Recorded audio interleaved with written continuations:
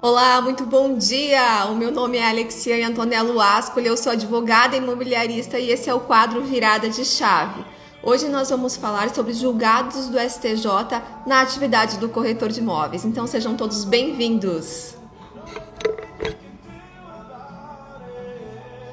Bom dia, José! Bom dia, Beto! Bom dia, Melino! Bom dia para quem está chegando agora na live! Nós vamos falar hoje sobre julgados do STJ na atividade do corretor de imóveis.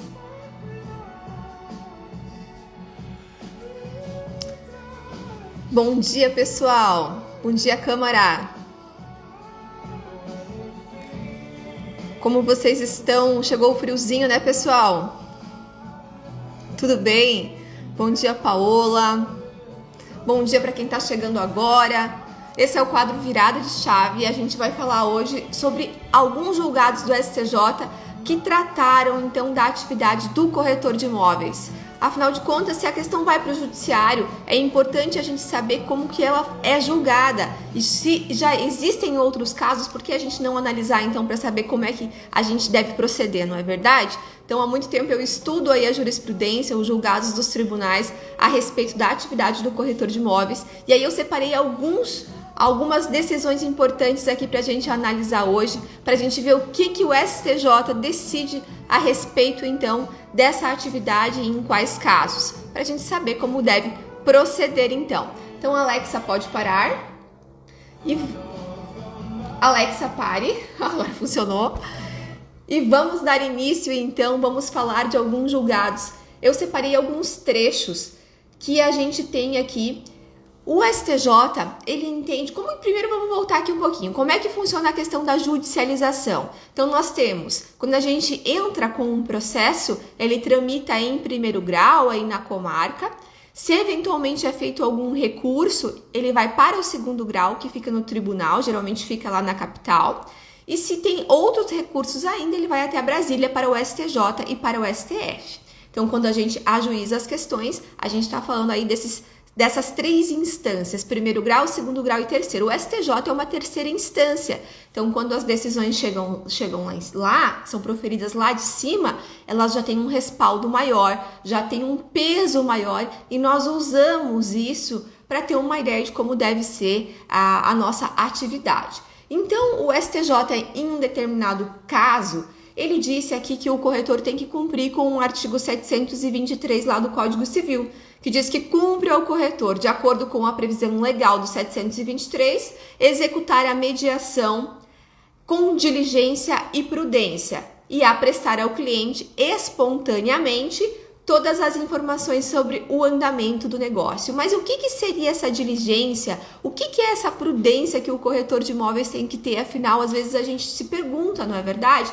E então, o STJ vem e diz, é evidente que o corretor de imóveis ele deve atuar com diligência, prestando às partes do negócio as informações relevantes e necessárias, de modo a evitar a celebração de contratos nulos, anuláveis ou ineficazes, podendo, nesses casos, constatada a sua negligência quanto às cautelas razoavelmente esperadas da sua parte, responder por perdas e danos. Então a gente vê que é bem abrangente essa questão de dar todas as informações relevantes e necessárias a respeito do imóvel, que engloba então tudo a respeito do imóvel, tanto as questões físicas, tanto as questões fiscais, quanto as questões jurídicas a respeito dele também. Então consta aqui dessa decisão do STJ de que o corretor de imóveis tem obrigação de dar ciência de tudo que envolva o imóvel, inclusive se o negócio pode ser nulo, anulado ou ineficaz no futuro. Se tiver um problema de fraude à execução, de fraude contra credores depois, o negócio ele é considerado ineficaz. E aqui consta então que o corretor de imóveis tem essa obrigação de comunicar às partes. E aí ele prossegue dizendo então, a alegação de que os compradores teriam sido informados acerca do gravame que pesava sobre o imóvel, além de não comprovada, não restou do contrato. Olha que importante esse trecho que a gente tem aqui. Então ele diz que tinha um gravame na matrícula que o corretor de imóveis não informou. Como que o corretor de imóveis deve informar a existência de gravames na matrícula? Transcrevendo para o contrato, tanto que aqui ele diz, não houve prova que o corretor de imóveis informou sobre a existência de um gravame, tanto que não restou comprovado do contrato. Então, se existir informação de algum gravame na matrícula do imóvel, o que o corretor de imóveis tem que fazer? Me digam aí vocês que estão chegando agora. Me digam, se existe um gravame na matrícula do imóvel, o corretor de imóveis deve transcrever esses gravames para a promessa de compra e venda. Então, ele vai colocar lá que o imóvel tem uma penhora do Banco do Brasil, tem uma penhora do Banco Bradesco, tem uma penhora no processo que corre lá do João da Silva. Tudo isso vai ser mencionado, porque assim ele está dando ciência para o comprador dos riscos do negócio e dos ônus que recaem sobre ele. Certo, pessoal? Vocês fazem isso, vocês têm o hábito de colocar essas questões dos ônus dentro do contrato, dentro da promessa de compra e venda? É de suma importância. Então, da leitura desse julgado aqui do STJ, que é de 2022, é do ano passado, do dia 30/5/2022. É muito recente essa decisão, tem 1 ano, e ela tá dando a letra para vocês, ela tá dando o caminho. Se tem gravame na matrícula do imóvel, vocês têm a obrigação de transcrever e colocar isso no contrato. Porque lá naquele contrato, nessa promessa de compra e venda, eu sei que vocês também têm uma cláusula de intermediação. Se você não tem, você vai ter que colocar lá, que foi o corretor tal que intermediou, enfim. Depois as partes vão assinar esse contrato, dando ciência de que vocês fizeram aquele negócio, que vocês foram diligentes, foram prudentes. Certidão positiva com gravame, ela entra? Ela deve entrar. Ela deve constar da promessa de compra e venda, é isso que eu estou falando. Se tem algum gravame, você tem que mencionar esse gravame na promessa de compra e venda. Porque aí você fez a tua parte de dar ciência para o comprador. A partir dali, você vai expor os riscos de adquirir o imóvel naquelas condições e ele que decide se ele vai à frente ou não. Se eventualmente tiver um problema ali no futuro, vai constar do contrato que o corretor de imóveis deu a ciência. E aí isso isenta ele de uma eventual responsabilidade. Então tem penhora, tem hipoteca, tem usufruto, tudo que tiver de ônus na matrícula a respeito daquele imóvel, vocês devem transcrever para dentro da promessa de compra e venda. Certo, pessoal? Então, para quem está chegando agora, nós estamos analisando alguns julgados do STJ, do Superior Tribunal de Justiça, falando da atividade do corretor de imóveis. Então, aqui nós temos um caso que ele deixou muito claro. A alegação de que os compradores teriam sido informados acerca do gravame que pesava sobre o imóvel, além de não comprovada, não constou do contrato. Então, como é que o corretor de imóveis deveria ter feito aqui para comprovar a existência de um gravame? Ter tirado a certidão atualizada do imóvel e fornecido para o comprador e mencionar os gravames no corpo da promessa de compra e venda. Ele vai colocar dentro da promessa de compra e venda que está fornecendo a matrícula atualizada, certo? Porque aí o comprador não vai ter como negar que teve ciência. E isso protege quem? Protege o corretor de imóveis. Então, é um trabalho que vocês estão fazendo para proteger vocês mesmos, não só o comprador. Vocês fazem a parte de vocês quando vocês transcrevem os gravames da matrícula para dentro da promessa de compra e venda, dando ciência ao comprador. Certo? Entendido isso, pessoal? Então, se vocês não atuam dessa forma, é interessante que a partir de hoje vocês mudem isso. Se existem gravames na matrícula, a gente já sabe. Nesse caso aqui, por exemplo, o corretor de imóveis ele teve que responder por perdas e danos. Ele teve que indenizar o comprador pelo fato de não ter informado os gravames da matrícula. Tá? Então, chegou no STJ, o STJ decidiu assim, o corretor de imóveis não informou dos gravames, sequer mencionou do contrato, condenação. Então, vamos evitar esse tipo de problema, transcrevendo todos os gravames para dentro da matrícula. Esse julgado que eu acabei de mencionar aqui para vocês é do ano passado, de maio de 2022. Então, eu estou trazendo aqui a jurisprudência mais atualizada e refinada para vocês, porque há muito tempo já que eu estudo os julgados dos tribunais a respeito da atividade do corretor de imóveis. Então, aqui eu selecionei ouro para vocês, tá? para saber como que vocês têm que atuar no dia a dia, como é que vocês têm que proceder para evitar problemas, para evitar indenizações, condenações, porque quando isso acontece, pesa e pesa muito no bolso do corretor de imóveis, porque essas condenações aqui, elas têm por base o valor dos imóveis, e aí as indenizações são altas, são salgadas e podem realmente impactar muito o seu financeiro aí. Então, vamos cuidar, vamos trabalhar no preventivo. Eu sei que as pessoas se mexem muito mais na dor, mas não precisa esperar isso acontecer. Eu conheço imobiliárias aqui que quebraram com processos judiciais aí, condenações altíssimas. E principalmente se você é um corretor de imóveis independente, se vem uma condenação dessa, deixa eu só desligar aqui, pode impactar muito aí o teu financeiro, tá bom? O Ricardo está perguntando se tem financiamento, precisa mencionar também. Se tem financiamento, Ricardo, o imóvel não é nem do vendedor. O imóvel é da instituição financeira. Como é que você vai fazer esse negócio? Vai ter anuência da instituição financeira nesse negócio posteriormente ou vai ser um contrato de gaveta? Você está informando os riscos para o comprador? Se não vai ter anuência da instituição financeira, se ele não vai se subrogar naquele contrato do financiamento? Você está informando para o comprador que se o vendedor morrer vai ter problema? Você está informando para o comprador que se ele morrer os herdeiros deles vão ter problema? Então tudo isso... Imóvel de posse, de financiamento, tem que dar toda a ciência para o comprador a respeito disso. Se o imóvel está alienado fiduciariamente, o comprador ele vai quitar o saldo devedor, como é que vai ser feito? Vai ser feito ótimo? Vai ser feito interveniente quitante perfeito. Então você vai mencionar isso na promessa de compra e venda. O imóvel possui uma alienação fiduciária para o banco tal, com saldo devedor de tanto. Como é que as partes vão proceder? Tudo deve ser relatado na promessa de compra e venda. Vê que não precisa nem de termos judiciais para você fazer o contrato. É só você mencionar exatamente o que vai ser feito.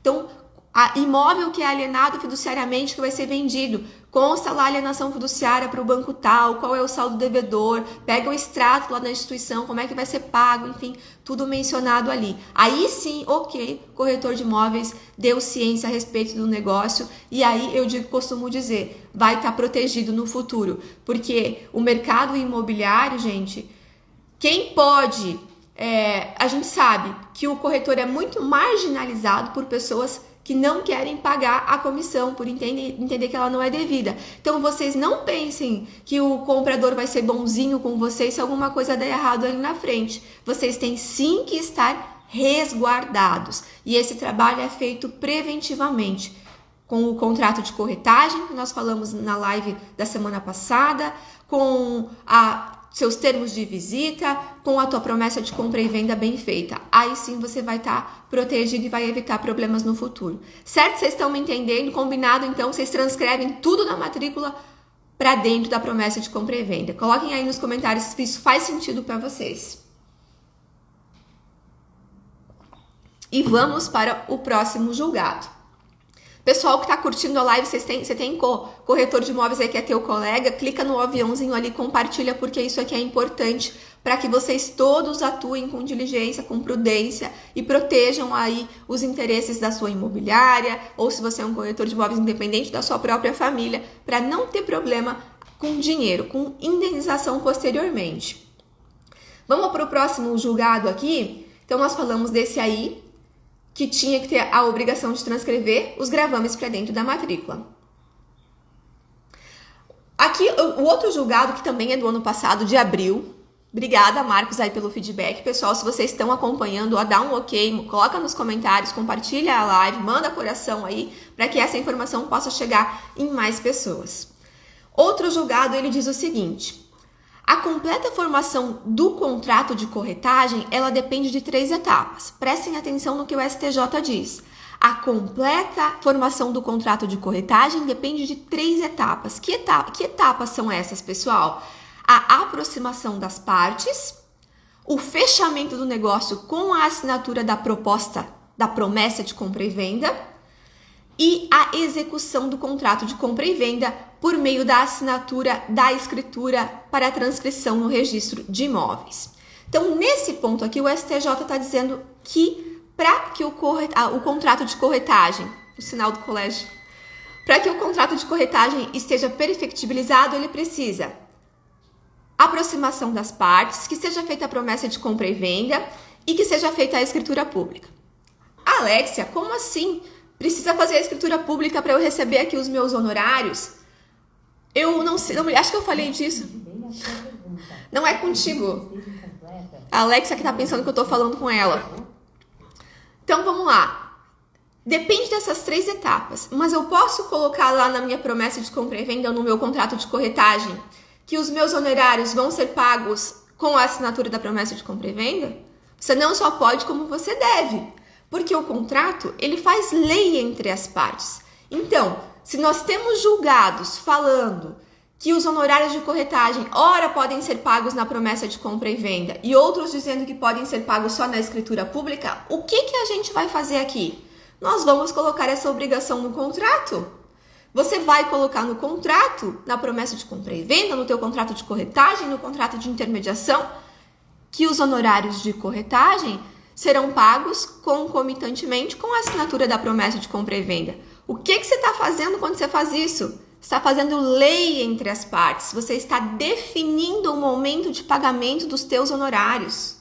E isso, se for judicializado depois, não vai poder ser discutido. Afinal de contas, foi o proprietário, o contratante, que assinou aquilo concordando com aqueles termos. Então, se nós temos julgados, recapitulando, se nós temos julgados dizendo que os honorários de corretagem devem ser pagos com a promessa de compra e venda, mas se temos julgados dizendo que devem ser pagos só com a assinatura da escritura, o que a gente vai fazer? A gente vai colocar nos nossos contratos o momento do pagamento dos honorários. Certo? Entendido? Vocês já fazem isso? Vocês colocam nos contratos de vocês quando é que tem que ser pago os honorários de corretagem? Coloquem para mim aqui nos comentários, por favor, para a gente ir conversando, trocando uma ideia também, e eu não fique aqui falando sozinha, tá? Compartilhem a live com outras pessoas que são corretoras de imóveis, que são seus colegas, para que eles saibam também que providências eles devem tomar. Então, lá em cima a gente viu o julgado do ano passado falando: transcreva os gravames para promessa de compra e venda. E aqui a gente está falando o quê? Defina na tua promessa de compra e venda, no teu contrato de corretagem, qual é o momento do pagamento dos honorários. Vai ser na promessa de compra e venda? Vai ser na hora da escritura? Defina, coloque um prazo, coloque lá o momento do pagamento para que vocês não tenham problema depois com a execução. A Raiz Costa está colocando aqui: sim, eu coloco essa informação na promessa de compra e venda. Excelente, porque isso vai evitar muitos problemas. O Ricardo também está falando que coloca, porque se a questão for judicializada, quanto mais informações a gente tiver no contrato, melhor, porque vai ser menos questionamento, menos problema para vocês depois. Aqui nessa questão, ele está dizendo, nesse julgado aqui que ele está falando que o contrato depende dessas 3 etapas, no final ele coloca que houve falha da corretora na prestação dos serviços e o dano moral foi configurado. Outro julgado aqui do ano passado, que se entendeu então que o corretor de imóveis não cumpriu ali com as suas funções, não é devida à comissão de corretagem e deve, inclusive, indenizar o dano moral. Aí acontece muitas vezes do corretor de imóveis ingressar no judiciário para cobrar a comissão e ele sai ainda devendo, né? Então, vai pagar custas, vai pagar honorários de advogado dele, vai pagar advogado da outra parte e ainda vai sair sem nada no bolso. Então, muito cuidado. Todo esse trabalho pode ser feito preventivamente, para que vocês não tenham esses probleminhas no futuro, certo? Vamos embora para mais um julgado aqui.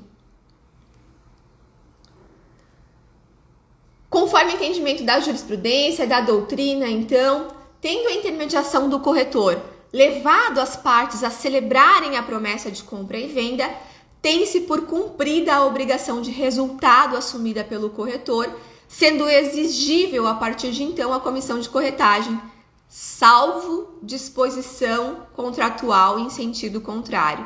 E aí isso vem ao encontro do que eu acabei de falar agora. Nesse julgado aqui, ele está dizendo que ok, que o trabalho do corretor de imóveis foi finalizado com a promessa de compra e venda, salvo se não tiver disposição contratual em sentido contrário.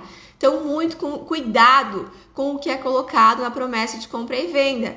Se não é você que faz, às vezes você deixa isso para o advogado do comprador ou para o advogado do vendedor, você tem que estar atento a essa questão do momento do pagamento dos seus honorários.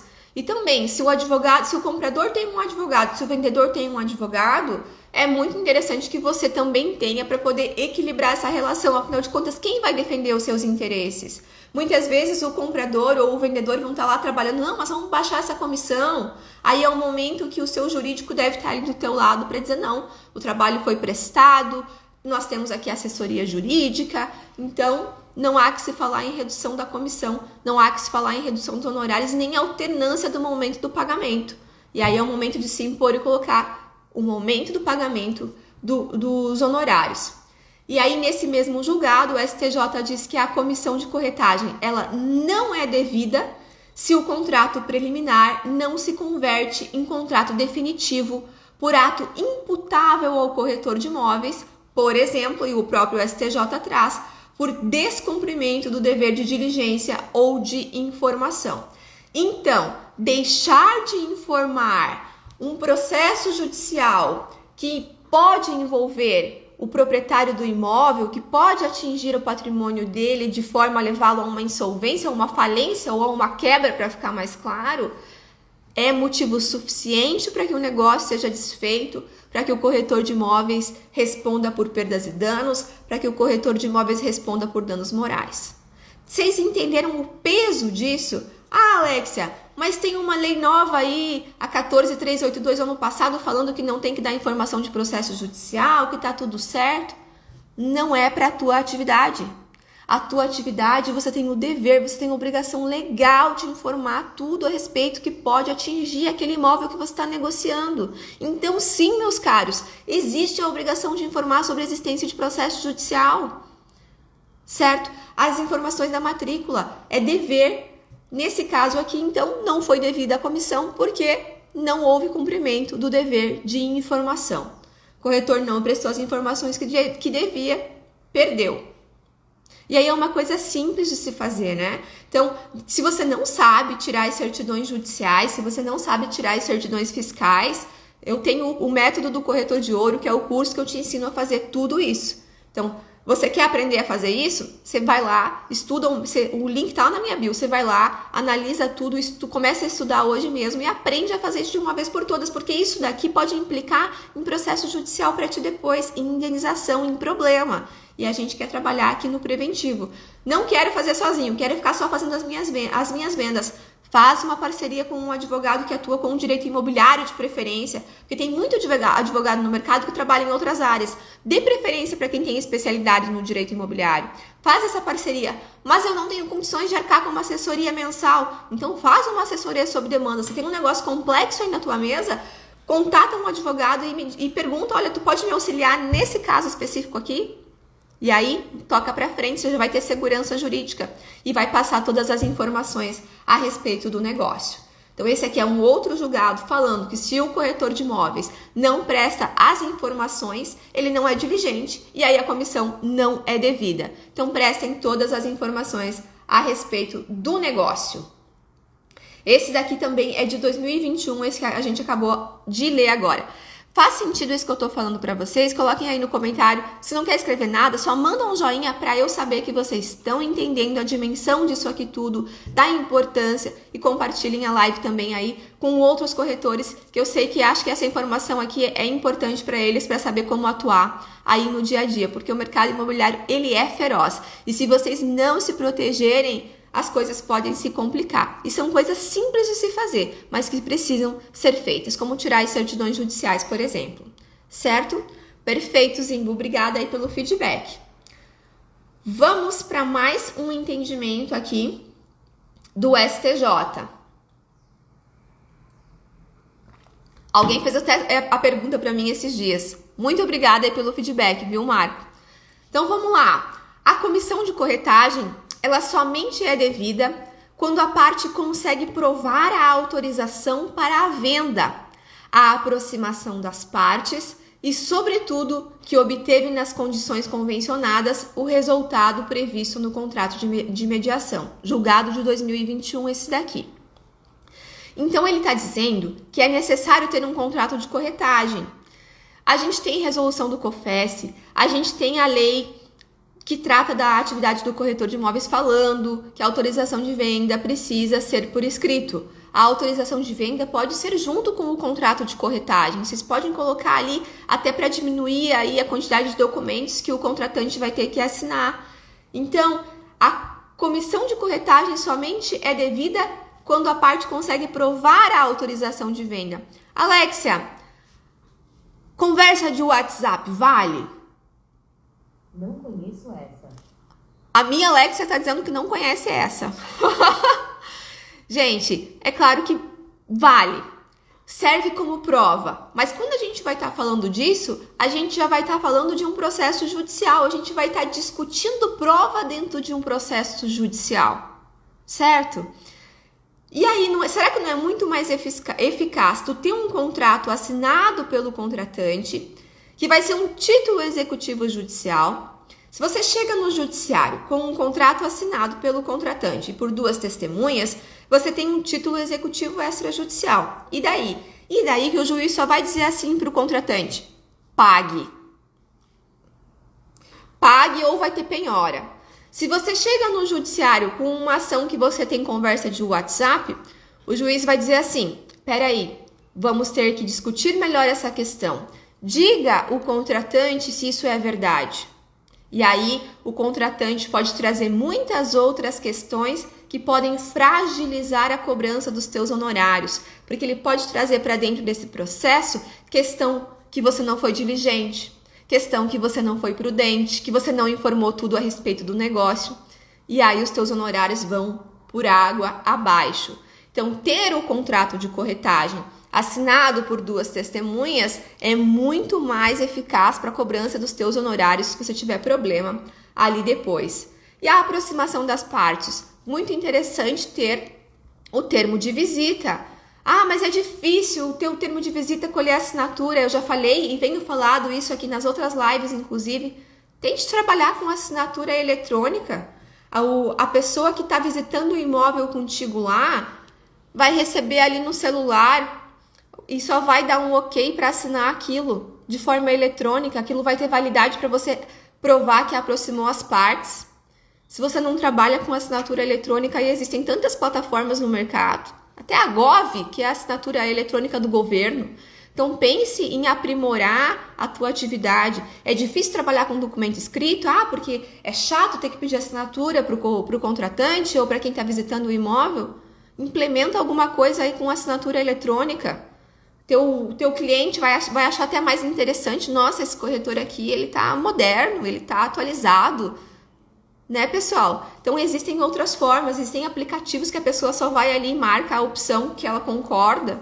Então tudo isso pode ser utilizado para comprovar que vocês tinham um contrato devidamente assinado, que você aproximou as partes. E aí também aqui a promessa de compra e venda, que também pode ser feita com a assinatura eletrônica, assinatura de plataformas eletrônicas, assinatura do Gov, desde que na promessa de compra e venda de vocês tenha lá uma cláusula onde as partes autorizam que aquele contrato seja assinado de forma eletrônica. Aí o contrato vai ter validade, tá? Então, vai fazer contrato com assinatura eletrônica, aí é de suma importância ter essa cláusula para que essa assinatura possa ser considerada válida depois.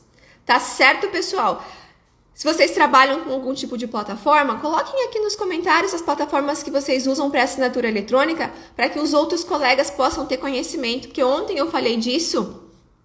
Eu acho que foi num post, eu não me recordo direito, e aí alguém perguntou que plataformas você indica. Coloquem aqui as plataformas de assinatura eletrônica que vocês trabalham para que os colegas possam ter conhecimento, o que é bom, o que vocês consideram assim que funciona muito bem para vocês. Certo, pessoal? Então aqui outro julgado do STJ falando das 3 etapas para que o contrato de corretagem seja perfeito. O próximo julgado, ele fala da questão de financiamento, promessa de obtenção de financiamento nos moldes da simulação realizada pelo corretor de imóveis, negativa do agente financeiro, rescisão contratual, culpa do corretor, devolução da comissão. Vamos lá, esse aqui é bem discutível, é polêmico, vamos lá. E eu já vi, já chegou aqui para mim, às vezes o corretor de imóveis faz uma simulação e aí chegou para mim de que forma? Através do comprador. Porque como é que eu comecei a despertar essas questões aqui de que eu tinha que trazer mais conhecimento para vocês a respeito da atividade? Porque chegava para mim o quê? Problemas com o comprador. O comprador chegava para mim falando que teve problemas com um determinado corretor de imóveis porque aconteceu isso, isso e aquilo.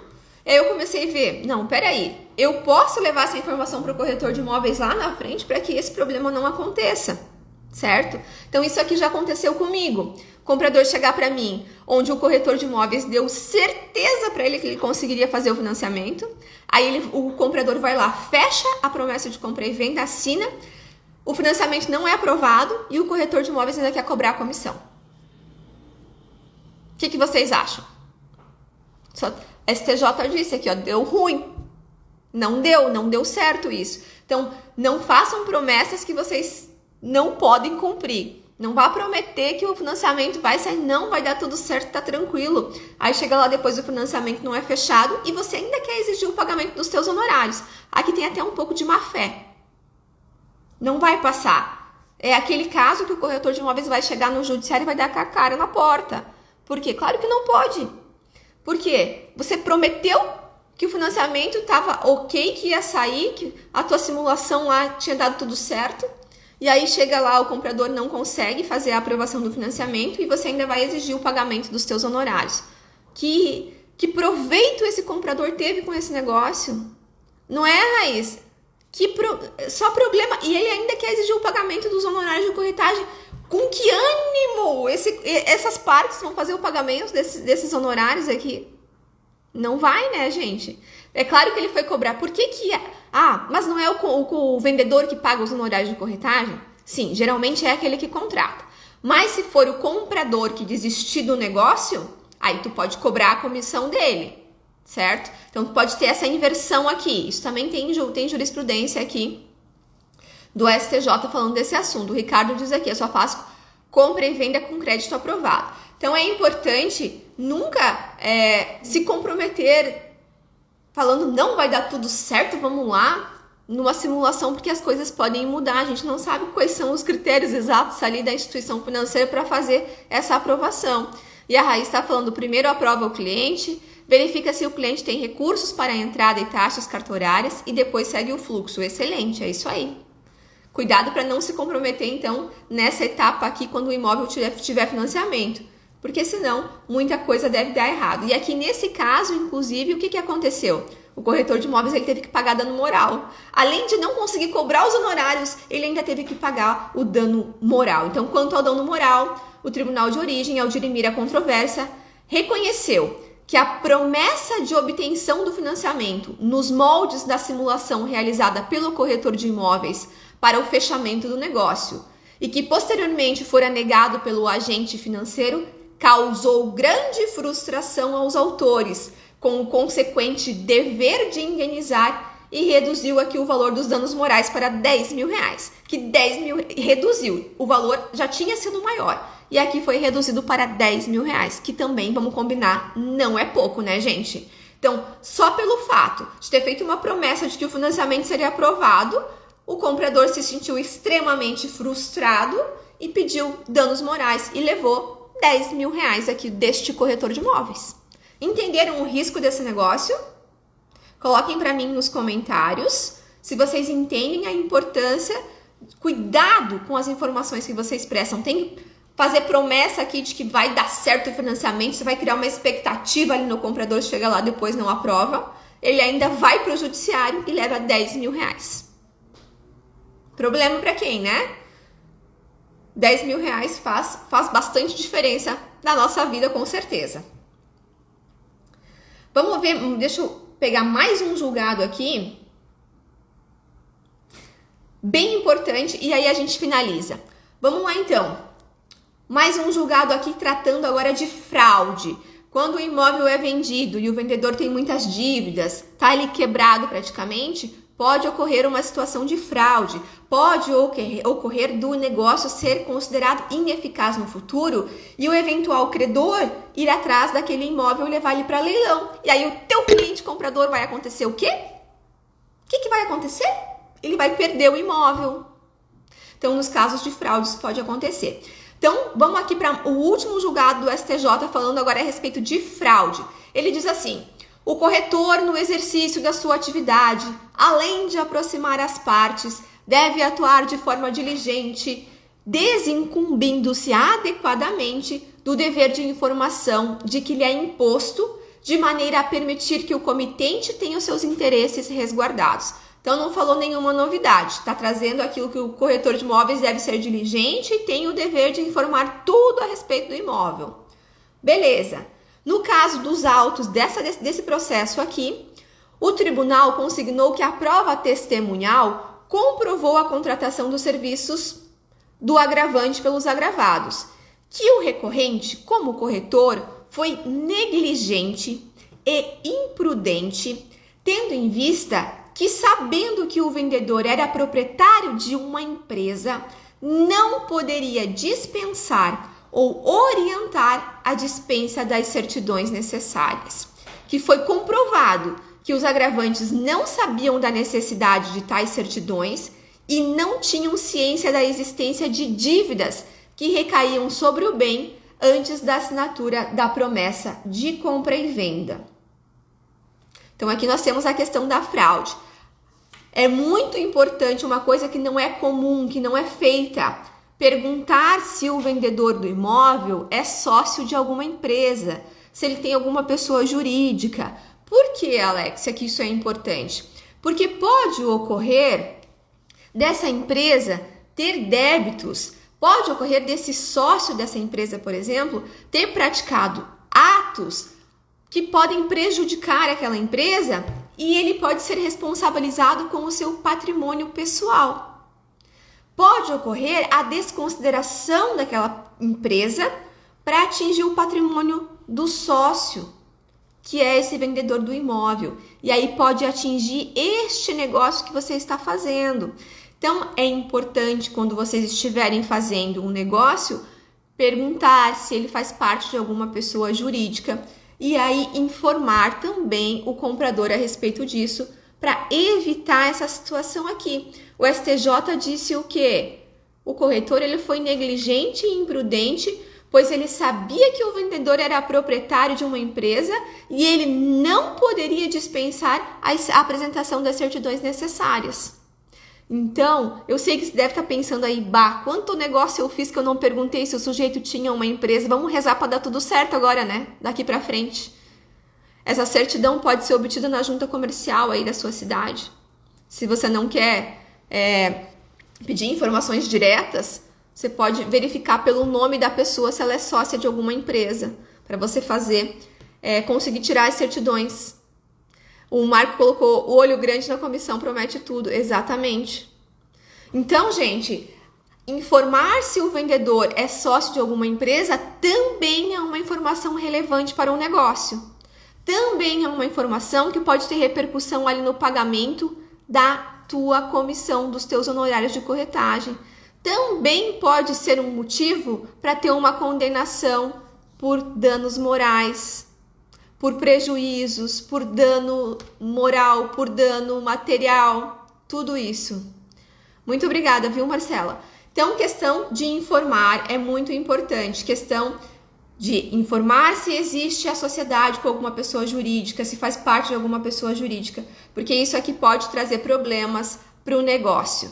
Certo, pessoal? Eu acredito que essas informações que eu trouxe aqui hoje, esses julgados, já são interessantes para que vocês façam algumas mudanças, para que vocês virem a chave de vocês aí, porque esse é o objetivo do quadro Virada de Chave, virar uma chave na cabeça de vocês para que negócios sejam feitos com mais segurança. Então, falamos a respeito do que você tem que transcrever os gravames para dentro da promessa de compra e venda, como que tem que ser, definir um momento do pagamento dos honorários de corretagem, informar tudo a respeito do imóvel para o comprador, para não ter problema de dano moral ali na frente, de dano material, para sofrer indenização, tudo isso é muito importante. E aí, como eu falei, se você não sabe fazer isso ainda, o meu curso, o método do corretor de ouro, te ensina desde o contrato de corretagem até o momento, até levar esse imóvel para registro. O link está lá na bio. Se você quer adquirir, começar a estudar hoje mesmo, é o método do corretor de ouro que você pode começar a aplicar aí no teu dia a dia. Se você não quer aplicar isso sozinho, se você quer só trabalhar compra e venda e deixar essa parte documental para um advogado, tenha uma assessoria mensal. Não tem condições de ter uma assessoria mensal, faça uma parceria sob demanda para que um advogado especialista na área imobiliária te auxilie no ponto a ponto, tá? Mas não fique sem uma assessoria jurídica, porque isso pode trazer sérios problemas para vocês aí no futuro, que vai impactar o financeiro de vocês, pode ter certeza, como muitos casos que eu já vi e trabalho aqui no escritório. Certo, pessoal? Então, essa foi a live de hoje do quadro Virado de Chave. Eu agradeço muito a presença de vocês aqui todos. Obrigada aí para quem participou, pelo tempo de vocês. E vamos lá, bora trabalhar. Excelente quinta-feira e bons negócios. Tchau, tchau, pessoal!